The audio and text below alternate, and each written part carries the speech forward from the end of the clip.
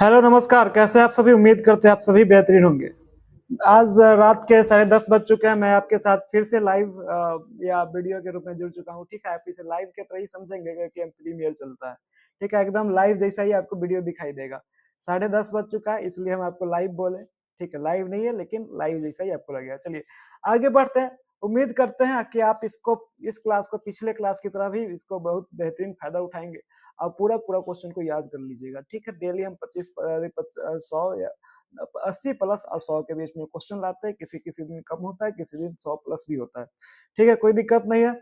आगे बढ़ते, क्वेश्चन को आगे बढ़ाते हुए आज भी हमारे पास मात्र 85 क्वेश्चन है, जिसमें कि 25 क्या होगा, जियोग्राफी, हिस्ट्री और पॉलिटी का क्वेश्चन और 10 क्वेश्चन साइंस का है। चलिए आगे बढ़ते हैं। जियोग्राफी का पहला क्वेश्चन आपके स्क्रीन पर आता है।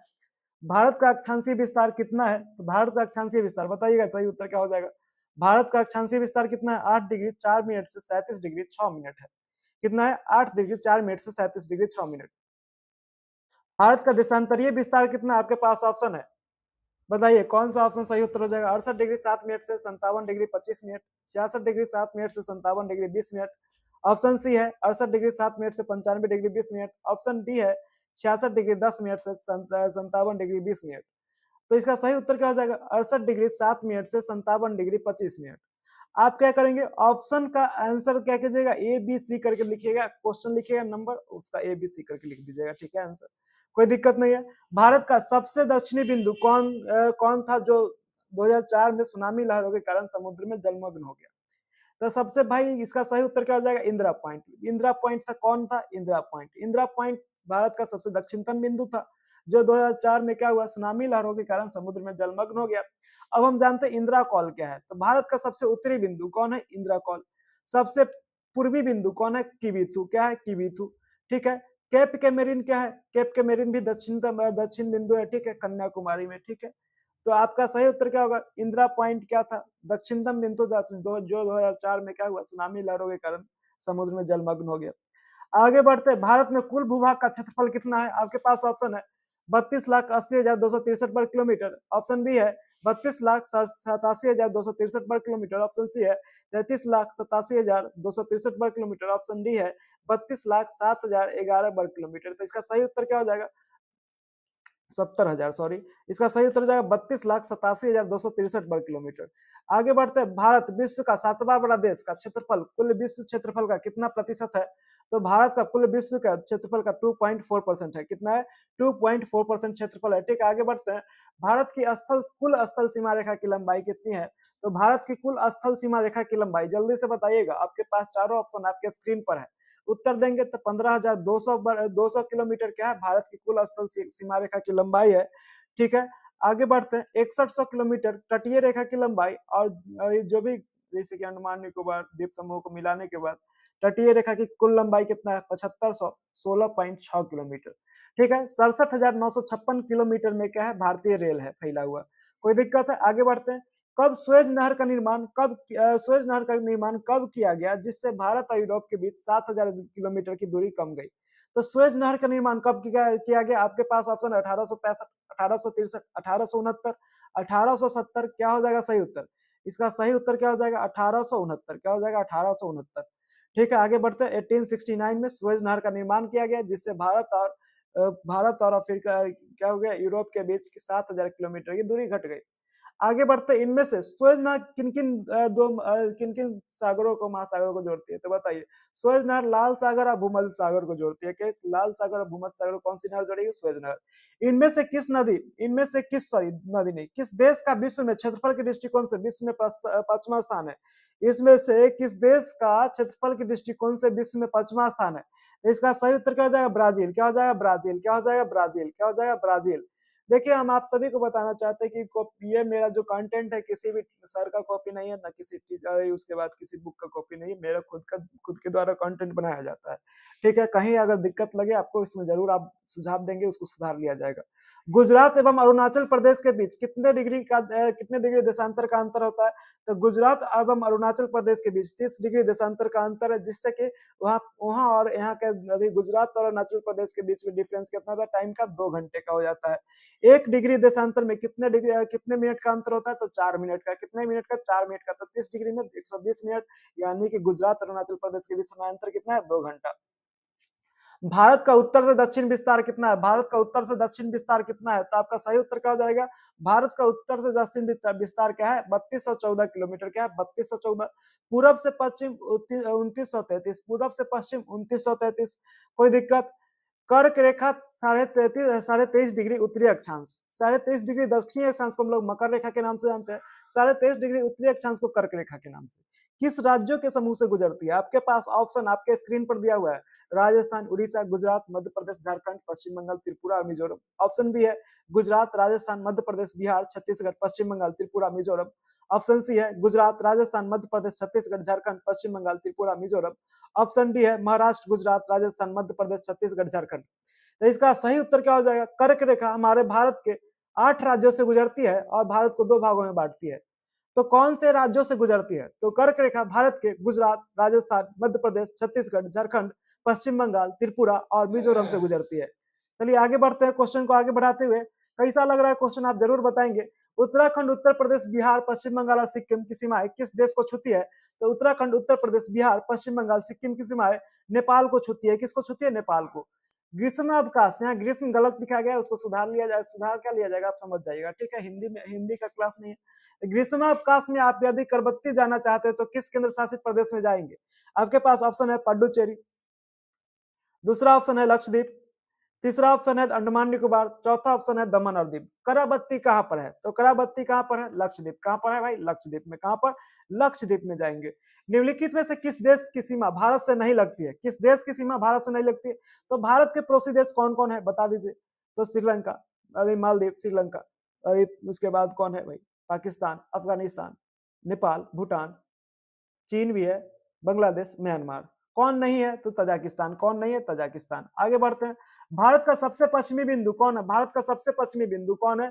तो भारत का सबसे पश्चिमी बिंदु क्या है? सरक्रिक। कहां पर है? सरक्रिक गुजरात में है। सबसे पूर्वी बिंदु किबिथु, सबसे उत्तरी बिंदु इंदिरा कॉल, सबसे दक्षिणतम बिंदु इंदिरा पॉइंट। भारत का मानक यमोत्तर कहां से गुजरती है? भारत का मानक यमोत्तर कहां से गुजरता है? आपके पास ऑप्शन है कानपुर, इंदौर, मिर्जापुर, हाजीपुर। उपरोक्त में से कोई नहीं, उपरोक्त में से एक से अधिक। तो हाजीपुर मेरे वैशाली जिला का मुख्यालय है, ठीक है, इसलिए हम हाजीपुर का नाम डाले हैं। लेकिन का सही उत्तर क्या होगा? मिर्जापुर। क्या हो जाएगा? मिर्जापुर। क्या हो जाएगा? मिर्जापुर। ठीक है, मिर्जापुर। भारत का मानक यमोत्तर 82.5 डिग्री है। कितना है? 82.5 डिग्री। 82 degree 5 minute. आगे बढ़ते, 82.5 डिग्री, सॉरी 82 डिग्री, 82.5 डिग्री, कोई दिक्कत नहीं। आगे बढ़ते हम लोग। समुद्र की ओर मुख्य स्थलीय भाग का निकला हुआ संकरा या पतला भाग जो 3 समुद्र से घिरा हो क्या कहलाता है? आपके पास ऑप्शन है प्रायद्वीप, अंतरिप, द्वीप, टापू। उपरोक्त में से कोई नहीं, उपरोक्त में से एक से अधिक। तो क्या होगा? संकरा भाग क्या कहलाएगा? अंतरिप कहलाता है। क्या कहलाता है? अंतरिप। आप फास्ट उत्तर देते चलेंगे, अगर जहां दिक्कत होगा बताइएगा कि हमको यहाँ दिक्कत है, उसको अगले वीडियो में हम सुधार देंगे, कोई दिक्कत। भारत के मुख्य भूमि पर स्थित धनुष कोटि से श्रीलंका का तट कितना किलोमीटर दूर है? तो भारत के मुख्य भूमि से स्थित धनुष कोटि से श्रीलंका का तट कितना किलोमीटर दूर है? तो 24 किलोमीटर। कितना? 24 किलोमीटर दूर है। भारत एवं चीन के बीच की रेखा किस नाम से जानी जाती है? आपके पास ऑप्शन है red Cliff line, McMahon line, Greenwich line, 10 degree channel. उपरोक्त में से कोई नहीं, उपरोक्त में से एक से अधिक। तो इसका सही उत्तर हो जाएगा मैकमोहन लाइन। क्या होगा? McMahon line. Red Cliff line Bharat और पाकिस्तान के बीच की जो लाइन है उसको किस नाम से जानते हैं? रेड क्लिफ लाइन के नाम से जानते हैं। ठीक है, आगे बढ़ते हैं हम लोग। बिहार का शोक किस नदी को कहा जाता है? इसको, इसमें ऑप्शन देने का जरूरत नहीं है, इसमें आपको बता दीजिए जल्दी से। क्या हो जाएगा? कोसी। किसे कहा जाता है? कोसी। सार्क शब्द का विस्तार क्या है? सार्क शब्द का शब्द विस्तार क्या है? सार्क का सार्क क्या है? सार्क साउथ का विस्तार, शब्द विस्तार क्या है? South Asian association for regional corporation. क्या है? South Asian association for regional corporation. इसकी स्थापना 1985 में की गई। इसमें कुल कितने हैं? 8 देश हैं, ठीक है। कौन कौन से? मालदीव, श्रीलंका, भारत, पाकिस्तान, अफगानिस्तान, नेपाल, भूटान, बांग्लादेश। आगे बढ़ते हैं। केरल के सबसे बड़े एवं छोटे दिनों में कितने दिनों का समय, कितने समय का अंतर होता है? तो 45 मिनट। कितने का? 45 मिनट। भारत का दक्षिणतम विस्तार कितना डिग्री अक्षांश से शुरू होता है? तो भारत का दक्षिणतम विस्तार 6 डिग्री 45 मिनट अक्षांश से शुरू होता है, ठीक है। भारत के कितने राज्य की सीमा बांग्लादेश को छूती है? तो भारत के कितने राज्य की सीमा बांग्लादेश को छूती है? आपको बता देते हैं। पश्चिम बंगाल, असम, मेघालय, त्रिपुरा और मिजोरम की सीमाएं बांग्लादेश से छूती है। तो कौन, कितने राज्य हो गए? तो मेरे भाई 5 राज्य। कितने राज्य? 5 राज्य, ठीक है। आगे बढ़ते हैं। सार्क का गठन कब किया गया? सार्क का गठन तो सार्क का गठन हमने अभी तुरंत बताया, कब किया गया? 1985 में। कब किया गया? 1985। सार्क की राजधानी, सार्क का जो मुख्यालय कहाँ पर? सार्क का मुख्यालय काठमांडू। कहाँ पर? काठमांडू। बक्सर का पुराना नाम क्या है? आपके पास ऑप्शन है ब्यागसर, बागसर, ठीक है। उसके बाद क्या क्या ऑप्शन है? पुष्पपुर। उसके बाद ऑप्शन है क्या? आजिमाबाद। तो बक्सर का मेरे भाई पुराना नाम क्या है? व्याघ्रसर, बद्धसर, ठीक है। इसी दोनों नाम क्या है? बक्सर का है, यानी कि ऑप्शन नंबर एक उपरोक्त में से एक से अधिक। आगे बढ़ते हैं। मैसूर वर्तमान में किस राज्य में स्थित है? मैसूर वर्तमान में किस राज्य में स्थित है? आपके पास ऑप्शन है महाराष्ट्र, कर्नाटक, केरल, तमिलनाडु। उपरोक्त में से कोई नहीं, उपरोक्त में से एक से अधिक। तो मैसूर वर्तमान में भारत के कर्नाटक राज्य में स्थित है। कहां पर? कर्नाटक में। मैसूर के राजा निम्नलिखित में से कौन थे? आपके पास ऑप्शन है हैदर अली, टीपू सुल्तान, तत्या टोपे, बाजीराव द्वितीय। उपरोक्त में से कोई नहीं, उपरोक्त में से एक से अधिक। मैसूर के राजा निम्नलिखित में से कौन थे? तो टीपू सुल्तान। कौन थे? टीपू सुल्तान और हैदर अली। कौन थे? हैदर अली के बेटा का नाम क्या था? टीपू सुल्तान था। दोनों क्या थे? मैसूर के शासक थे। आगे बढ़ते हैं। टीपू सुल्तान मैसूर के राजा कब बने? टीपू सुल्तान मैसूर के राजा कब बने? आपके पास ऑप्शन है 1782, 1799, 1789, 1878। उपरोक्त में से कोई नहीं, उपरोक्त में से एक से अधिक। तो टीपू सुल्तान मैसूर के राजा कब बने? 1782। कब बने? 1782। किसे शेर ए मैसूर कहा जाता था? किसे शेर ए मैसूर कहा जाता था? आपके पास ऑप्शन है बाजीराव द्वितीय, राजराज एक, टीपू सुल्तान, हैदर अली। उपरोक्त में से कोई नहीं, उपरोक्त में से एक से अधिक। तो किसे मैसूर का शेर ए मैसूर कहा जाता था? तो टीपू सुल्तान को। किसे कहा जाता था? टीपू सुल्तान को। क्यों कहा जाता था? क्योंकि इन्हें क्या किया था? निहत्थे एक शेर का वध कर दिया था। आगे बढ़ते हैं। टीपू सुल्तान की राजधानी श्रीरंगपट्टनम, जहां पर कंपनी और मैसूर युद्ध हुआ था, जिसमें टीपू की मृत्यु हो गई। तो उनकी मृत्यु कब हुई? आप बताइए, इस क्वेश्चन का आंसर क्या होगा? तो टीपू सुल्तान की मृत्यु कब हुई? 1799। कब हुई? 1799। कब हुई थी? 1799। आगे बढ़ते हैं। पानीपत का तीसरा युद्ध कब हुआ? पानीपत का तीसरा युद्ध कब हुआ? आपके पास ऑप्शन है 21 अप्रैल 1526, 5 नवंबर 1556, 14 जनवरी 1761, 23 जून 1757। तो पानीपत का तीसरा युद्ध कब हुआ? 14 जनवरी 1761। कब हुआ? 14 जनवरी 1761। पहला युद्ध हुआ 21 अप्रैल 1526। दूसरा युद्ध हुआ 5 नवंबर 1556। पंजाब पर पंजाब कंपनी शासन के अधीन कब आ गया? पंजाब कंपनी शासन के अधीन कब आया? आपका उत्तर क्या होना चाहिए? पंजाब कंपनी शासन के अधीन कब आया? तो मेरे भाई पंजाब कंपनी शासन के अधीन कब आया? तो 1849 में। कब आया था? 1849 में। पंजाब के राजा थे महाराणा रंजीत सिंह, ठीक है। राजा रंजीत सिंह, ठीक है। राजा रंजीत सिंह, ठीक। उन्होंने उनके समय में वहां वहां पर पंजाब पर अंग्रेज अधिकार नहीं कर पाए थे। उनकी मृत्यु के बाद क्या हुआ? उन्होंने क्या किया? पंजाब पर अधिकार कर लिया, ठीक है। कब कर लिया? 1849 में। विलय नीति 1848 से 1856 के तहत कौन कौन से राज्य, प्रांत, रियासत कंपनी के शासन के अंतर्गत आ गया? तो मेरे भाई क्या हो जाएगा सही उत्तर? विलय नीति 1848 1856 के तहत कौन कौन से राज्य? तो सतारा, संबलपुर, उदयपुर एवं नागपुर, झांसी, सभी क्या आ गए थे? कंपनी के अंतर्गत आ गए। किसके? विलय नीति के अंतर्गत, ठीक है। औरंगजेब की मृत्यु कब हुई? औरंगजेब की मृत्यु कब हुई? आपके पास ऑप्शन है 1807, 1607, 1707, 1799। तो इसका सही उत्तर क्या हो जाएगा? औरंगजेब की मृत्यु 1707 में हुई। 1799 में किसे? टीपू सुल्तान।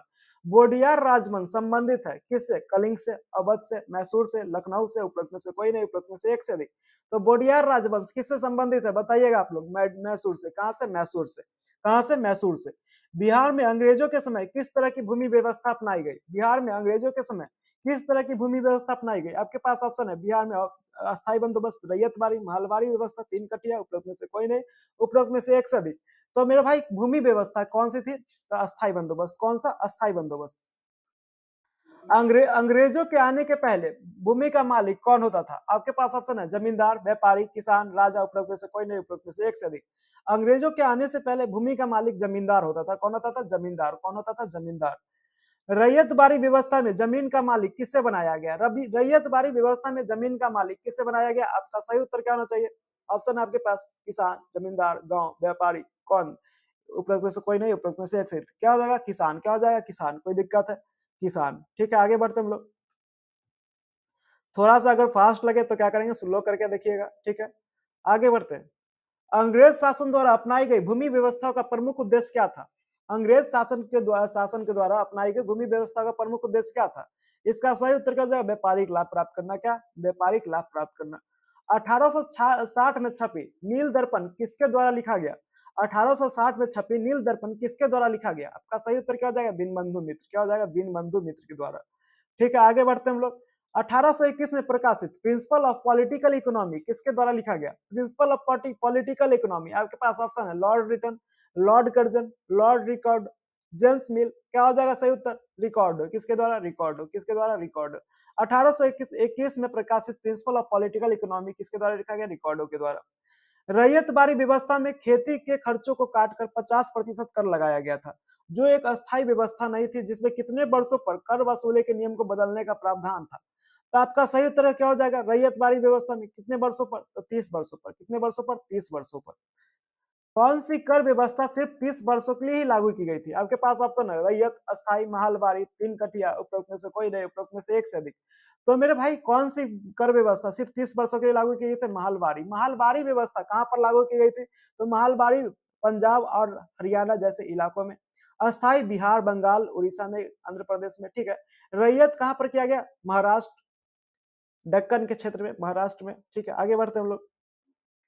अंग्रेजी शासन के तहत कुल कृषि योग्य भूमि का कितना प्रतिशत महलबारी व्यवस्था के अंतर्गत आता है? तो मेरे भाई अंग्रेजी शासन के तहत कुल कृषि योग्य भूमि का 29% क्या आता है? महलबारी व्यवस्था के अंतर्गत आता है। कितना? 29%।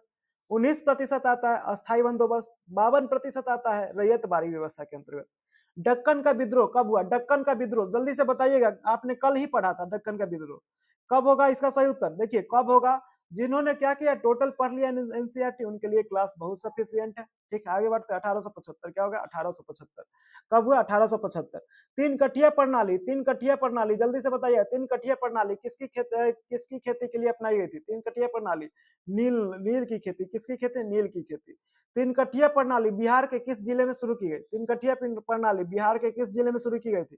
तो तीन कठिया प्रणाली पश्चिमी चंपारण यानी चंपारण में शुरू की गई थी। ठीक है, आगे बढ़ते हैं। महात्मा गांधी ने चंपारण सत्याग्रह की शुरुआत क्यों करी थी? तो महात्मा गांधी ने चंपारण सत्याग्रह की शुरुआत तीन कठिया प्रणाली के खिलाफ करी थी। आगे बढ़ते हम लोग। तीन कठिया प्रणाली में कितने भूमि पर नील की खेती अनिवार्य कर दिया था? करना अनिवार्य था। तो आपका सही उत्तर क्या होना चाहिए? तीन कठिया प्रणाली में तीन कट्ठा में एक बीघा में तीन कट्ठा की खेती करना क्या हुआ था? तीन कट्ठा एक बीघा में अनिवार्य कर दिया गया। भारतीय राज्य व्यवस्था के 25 प्रश्न को हम लोग करने जा रहे हैं। पहला प्रश्न आपके पास है, भारत में जिला पंचायतों की संख्या कितनी है? तो मेरे भाई भारत में जिला पंचायतों की संख्या टोटल कितनी संख्या है? 600 से अधिक। कितनी है? 600 से अधिक। आगे बढ़ते हैं। भारत में नगर परिषदों की संख्या कितनी है? तो भारत में नगर परिषदों की संख्या क्या है? 1400। कितना है? 1400। 100 नगर निगम है। कितना है? 100 नगर निगम है। कोई दिक्कत नहीं ना, आगे बढ़ते हैं भाई। कोई समस्या, कोई तकलीफ? आगे बढ़ते हैं। 100 क्वेश्चन है तो आपको 30 मिनट, आपको टाइम भी कम लगना चाहिए, इसलिए हम क्या कर रहे हैं, आपके समय को बचाने का प्रयास किया जा रहा है। ठीक है, आप अगर पढ़े हुए हैं एनसीईआरटी तो आपके लिए बहुत बेहतरीन क्लास है, अगर नहीं पढ़े फिर भी आप इसको क्या करेंगे, कवर करने का प्रयास कीजिएगा, क्योंकि आपके लिए इससे बेहतरीन क्लास हमको नहीं लगता है कि एनसीईआरटी और एनसीईआरटी और एससीईआरटी का एमसीक्यू आया जा सकता है, क्योंकि हमारे द्वारा क्या किया जाता है, प्रत्येक लाइन को क्वेश्चन खोज करके तैयार किया जाता है। आगे बढ़ते हम लोग। 2011 की जनगणना के अनुसार भारत की कितनी जनसंख्या शहर में निवास करती है? तो इसका सही उत्तर क्या हो जाएगा? 31%। क्या हो जाएगा? 31%। 16.2% अनुसूचित जाति, 8.2% अनुसूचित जनजाति है। ठीक है, आगे बढ़ते हैं। सोवियत संघ में कब संविधान बदला गया? तो सोवियत संघ में संविधान कब बदला गया? 4 बार संविधान बदला गया। 1918, 1924, 1936, 1977, 4 बार बदला गया, सभी बार। कोई दिक्कत नहीं है। अमेरिका के संविधान में अब तक कितने बार संशोधन हो चुका है? तो अमेरिका के संविधान में अब तक 28 बार संशोधन हो चुका है। कितने बार? 28 बार। संविधान में संशोधन का अधिकार किस अनुच्छेद द्वारा संसद को प्राप्त है? आपके पास ऑप्शन है 343, 368, 360, 356, उपरोक्त में से कोई नहीं, उपरोक्त में से एक से अधिक। संविधान में संशोधन का अधिकार किस अनुच्छेद से संसद को प्राप्त है? तो अनुच्छेद 368। क्या है? 368। अब तक भारतीय संविधान में कुल 104 संशोधन हो चुके हैं, तो 104वां संशोधन कब हुआ? आपके पास ऑप्शन है 2020, 2019, 2015, 2016। इसका सही उत्तर क्या हो जाएगा? 2020। क्या होगा? 2020। 2020 में क्या हुआ? 104वां संशोधन हुआ। इसके तहत क्या किया गया? जो हरिजन को जो दिया गया अनुसूचित जाति जनजाति का आरक्षण 10% बढ़ा दिया गया। एंग्लो इंडियन सदस्य को क्या कर दिया गया, खत्म कर दिया गया। जो 2 लोग क्या करते थे, लोकसभा में राष्ट्रपति के द्वारा मनोनीत किए जाते थे। 2019 में क्या हुआ, ईडब्ल्यूएस आरक्षण 10% आया 103वां संविधान संशोधन के तहत। 2015 में क्या हुआ, 2015 में 100वां संविधान संशोधन के तहत बांग्लादेश और भारत की सीमा विवाद को सुलझाया गया। 2016 में क्या हुआ, जीएसटी आया 101वां संविधान संशोधन के तहत। आगे बढ़ते हैं, किस संशोधन के तहत उच्च न्यायालय के न्यायाधीशों की सेवानिवृत्ति की आयु सीमा को 60 से बढ़ाकर 62 वर्ष कर दिया गया। तो मेरे भाई इसका सही उत्तर होगा 15वां संविधान संशोधन के तहत क्या हुआ, उच्च न्यायालय के न्यायाधीशों की सेवानिवृत्ति की आयु सीमा को बढ़ाकर 60 से बढ़ाकर के क्या कर दिया, 62 वर्ष कर दिया गया। कोई दिक्कत यहाँ तक बताइए, कोई दिक्कत, कोई समस्या, कोई तकलीफ है? नहीं। आगे बढ़ते भाई, आगे बढ़ते, चलिए आगे बताइए आप लोग कौन सा क्वेश्चन है। सर्वोच्च न्यायालय के न्यायाधीश का वेतन बढ़ाने संबंधी संशोधन किससे संबंधित है? आपके पास ऑप्शन है 50वां, 91वां, 54वां, 55वां। इसका सही उत्तर क्या हो जाएगा, 54वां। क्या हो जाएगा, 54वां। क्या हो जाएगा, 54वां। किस अनुच्छेद के तहत यह स्पष्ट किया गया है कि मंत्रिपरिषद की सलाह राष्ट्रपति के लिए बाध्यकारी होगा? किस अनुच्छेद के तहत बताइए आप लोग, इसका सही उत्तर क्या होगा, 74 और 1 अनुच्छेद के तहत बताया गया। केशवानंद भारती बनाम केरल सरकार मामले में 1973 में क्या हुआ, केशवानंद भारती बनाम भारत सरकार मामले में 1973 में क्या हुआ, क्या स्पष्ट किया गया, बताइए इसका सही उत्तर क्या हो जाएगा। तो राष्ट्रपति का फैसला सर्वोच्च होगा, इसको छोड़ करके सभी क्या किएगा, स्पष्ट किएगा। आप लोग पढ़ लीजिएगा ऑप्शन में डिटेल से। क्या होगा, संसद के संविधान में संशोधन करने की सीमा निश्चित की गई। संविधान के मूल संरचना है उसके बुनियादी तत्वों का उल्लंघन करने वाले किसी संशोधन के बारे में न्यायालय का फैसला अंतिम होगा। यह फैसला संविधान के किसी या सभी भागों में संपूर्ण निर्धारित सीमाओं के अंदर क्या करता है, संशोधन की अनुमति देता है। ठीक है, ऑप्शन नंबर क्या हो जाएगा, ये सही उत्तर हो जाएगा, उपरोक्त में से एक से अधिक। ठीक है, संविधान की समीक्षा करने के लिए उच्चतम न्यायालय के सेवानिवृत्त मुख्य न्यायाधीश श्री वेंकट चलैया की अध्यक्षता में एक आयोग का गठन कब किया गया? तो वेंकट चलैया की अध्यक्षता में संविधान की समीक्षा करने के लिए कब बनाया गया? तो 2000 में। कब बनाया गया? 2000 ईस्वी में बनाया गया। संविधान में समय समय पर संशोधन करना आवश्यक होता है, क्योंकि क्या होगा इसका सही उत्तर बताइए आप लोग। ऑप्शन आपके पास, परिस्थितियां बदलने पर संविधान में उचित संशोधन करना आवश्यक हो जाता है, किसी समय विशेष में लिखा गया दस्तावेज कुछ समय पश्चात अप्रासंगिक हो जाता है, हर पीढ़ी के पास अपनी पसंद का संविधान चुनने का विकल्प होना चाहिए, संविधान में मौजूदा सरकार का राजनीतिक दर्शन प्रतिबिंबित होना चाहिए, उपरोक्त में से कोई नहीं, उपरोक्त में से एक से अधिक। तो मेरे भाई इसका सही उत्तर क्या हो जाएगा, परिस्थितियां बदलने पर संविधान में उचित संशोधन करना आवश्यक हो जाता है। कोई दिक्कत है, कोई दिक्कत है, कोई तकलीफ है, कोई समस्या है, तो आप क्या कीजिएगा, कमेंट कीजिएगा। अगले वीडियो में आपकी समस्या को देख लिया जाएगा, सुधार लिया जाएगा, आगे दिन से दिक्कत नहीं आएगा। आगे बढ़ते, संविधान के 42वां संशोधन अब तक का सबसे विवादास्पद संशोधन रहा। इस विवाद का क्या कारण था? जब संविधान का 42वां संविधान संशोधन हुआ उस समय भारत में क्या था, आपातकाल लागू हुआ था। ठीक है, उस समय बहुत सारे लोग नेता जो प्रमुख दलों के नेता थे क्या थे, जेल में बंद थे। तो इसका सही उत्तर क्या हो जाएगा, इससे यह संशोधन विशेष बहुमत पर आधारित नहीं था। क्या हो जाएगा, ऑप्शन नंबर बी। क्या हो जाएगा, सही उत्तर हो जाएगा। चलिए आगे बढ़ते हैं। कावेरी जल विवाद जिसको सुलझाने के लिए जल विवाद न्यायाधिकरण बनाया गया है, जो किन राज्यों के बीच विवाद है? कावेरी जल विवाद किन राज्यों के बीच है? आपका सही उत्तर क्या होना चाहिए, कावेरी जल विवाद किन किन के बीच है? तो कर्नाटक एवं तमिलनाडु। किसके बीच? कर्नाटक एवं तमिलनाडु के बीच। आगे बढ़ते हैं, नर्मदा नदी का जल विवाद किन किन राज्यों के बीच है? नर्मदा नदी का जल विवाद किन किन राज्यों के बीच है? आपके पास ऑप्शन है, नर्मदा नदी का जल विवाद किन किन राज्यों के बीच है? आपका सही उत्तर क्या हो जाएगा, गुजरात, महाराष्ट्र एवं मध्य प्रदेश। क्या होगा, गुजरात, महाराष्ट्र एवं मध्य प्रदेश के बीच नर्मदा नदी जल विवाद है। बेलगाम को लेकर विवाद किन किन राज्यों के बीच है? बेलगाम को लेकर विवाद किन किन राज्यों के बीच है? तो आपका सही हो जाएगा कर्नाटक एवं महाराष्ट्र। क्या हो जाएगा, कर्नाटक एवं महाराष्ट्र। राष्ट्रीय मतदाता दिवस कब मनाया जाता है? राष्ट्रीय मतदाता दिवस कब मनाया जाता है? आपका सही उत्तर क्या होना चाहिए, 25 जनवरी। कब मनाया जाता है, 25 जनवरी। निम्नलिखित में कौन प्रत्यक्ष लोकतंत्र के सबसे नजदीक बैठता है? अगर स्पीड लगे तो आप क्या करेंगे, स्लो कर लीजिएगा, 0.75। ठीक है, निम्नलिखित में कौन प्रत्यक्ष लोकतंत्र के सबसे नजदीक बैठता है? तो इसका सही उत्तर क्या होगा, परिवार के बैठक में होने वाला चर्चा, कक्षा मॉनिटर का चुनाव, किसी राजनीतिक दल द्वारा अपने उम्मीदवार का चयन, मीडिया द्वारा कराया गया जनमत संग्रह, उपरोक्त में से कोई नहीं, उपरोक्त में से एक से अधिक। तो इसका सही उत्तर हो जाएगा परिवार के बैठक में होने वाली चर्चा। इनमें से कौन सा कार्य चुनाव आयोग नहीं करता? आपके पास ऑप्शन है, मतदाता सूची चाहिए तैयार करना, ऑप्शन बी है क्या, उम्मीदवार का नामांकन, ऑप्शन सी है आचार संहिता लागू करना, ऑप्शन डी है पंचायत के चुनावों का पर्यवेक्षण करना। तो मेरे भाई पंचायत के चुनावों का पर्यवेक्षण भारत का चुनाव आयोग नहीं करता है, ठीक है, ये राज्य का चुनाव आयोग करता है। भारत के केंद्रीय चुनाव आयोग के बारे में बताया गया है। निम्नलिखित में से निम्नलिखित में से कौन सा राज्यसभा और लोकसभा के सदस्यों के चुनाव का समान प्रणाली है? तो यहाँ पर क्या हो जाएगा, प्रत्येक मत का समान मूल्य होता है। क्या होता है, प्रत्येक मत का समान मूल्य होता है। आपके पास ऑप्शन 18 वर्ष से ज्यादा की हर नागरिक मतदान योग्य है, गलत। विभिन्न प्रत्याशियों के बारे में मतदाता अपनी पसंद की वरीयता को कर में रख सकता है, ये भी गलत है। विजय उम्मीदवार को अधिक से अधिक मत प्राप्त होना चाहिए, ठीक है, ये भी क्या है, गलत है। समान प्रणाली क्या है, प्रत्येक मत का समान मूल्य होता है। क्या होता है, प्रत्येक मत का समान मूल्य होता है, ठीक है। आगे बढ़ते हैं। फर्स्ट पास्ट द पोस्ट प्रणाली में वही प्रत्याशी विजेता घोषित किया जाता है जो क्या होगा, चुनाव क्षेत्र में अन्य उम्मीदवार से क्या होगा, ज्यादा मत हासिल करेगा। चुनाव क्षेत्र में अन्य उम्मीदवार से ज्यादा मत हासिल करेगा। क्या, चुनाव क्षेत्र में अन्य उम्मीदवार से ज्यादा मत हासिल करेगा। परिसीमन आयोग का गठन किसके द्वारा किया जाता है? परिसीमन आयोग, आप बताइएगा जल्दी, उत्तर सही जल्दी से, क्या होगा, चुनाव आयोग। किसके द्वारा? चुनाव आयोग के द्वारा। किसके द्वारा? चुनाव आयोग के द्वारा। आगे बढ़ते, किस संशोधन के तहत अनुसूचित जाति एवं जनजाति के लिए आरक्षण की अवधि 10 वर्ष बढ़ाकर 25 जनवरी 2030 तक कर दिया गया? तो मेरे भाई 104वां संविधान संशोधन 2020 के तहत एवं यह संविधान संशोधन विधेयक कब लाया गया था? 126वां संविधान संशोधन विधेयक 2019 के तहत भी। तो विधेयक कब पारित किया गया? 126 में। लागू कब हुआ? 104वां संविधान संशोधन 2020। कोई दिक्कत नहीं। आगे बढ़ते हम लोग। भारत में पृथक निर्वाचन की प्रणाली कब अपनाई गई? भारत में पृथक निर्वाचन की प्रणाली कब अपनाई गई, जल्दी से बताइए। पृथक निर्वाचन की प्रणाली, मुस्लिम लीग का स्थापना कब हुआ था? 1906 में। तो पृथक निर्वाचन की प्रणाली कब हुई थी? 1909 में। कब हुई थी? 1909 में। कोई दिक्कत है भाई? कोई दिक्कत है, कोई समस्या, कोई तकलीफ है? नहीं ना। आगे बढ़ते हम लोग। फिजिक्स, अब हम लोग आते हैं क्या, साइंस में। किशोरावस्था की आयु कितने वर्ष की होती है? किशोरावस्था की आयु कितने वर्ष की होती है? इसका सही उत्तर हो जाएगा 11 से 19 वर्ष। कितना होता है? 11 से 19 वर्ष। ठीक है। लड़कों में बढ़ा हुआ स्वर तंत्र या अथवा लैरिंग्स को किस नाम से जाना जाता है? आपके पास ऑप्शन है एड्रेनलिन, एडमसेपल, थायरोक्सिन, ब्रिक। सही उत्तर क्या हो जाएगा? एडमसेपल। क्या हो जाएगा? एडमसेपल।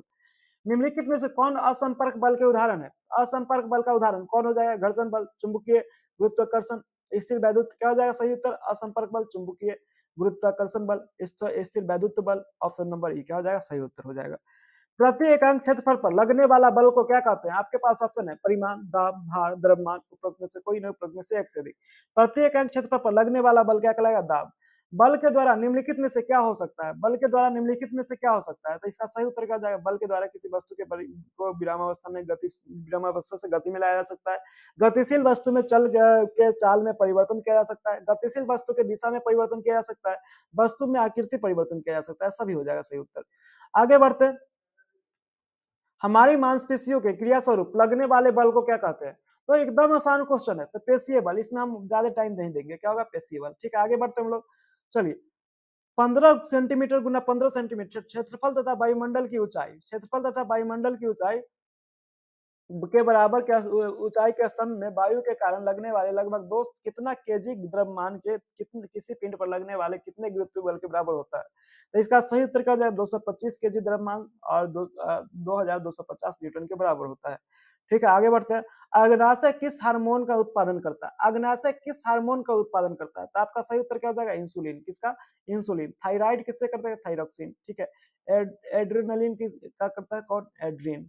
एड्रीनलिन का क्या करता है? इसका भूल रहा है। ठीक है, इसी प्रकार से होगा, एड्री से कुछ होता है। ठीक है, आगे बढ़ते हम लोग। इसी नाम से मिलता जुलता है। निम्नलिखित में कौन नर हार्मोन है? निम्नलिखित में कौन नर हार्मोन है? तो इसका क्या हो जाएगा? टेस्टोस्टेरोन। ठीक है, नर हार्मोन है। थायरोक्सिन के उत्पादन में क्या आवश्यक है? तो आयोडीन। क्या है आवश्यक? आयोडीन। क्या आवश्यक है? आयोडीन।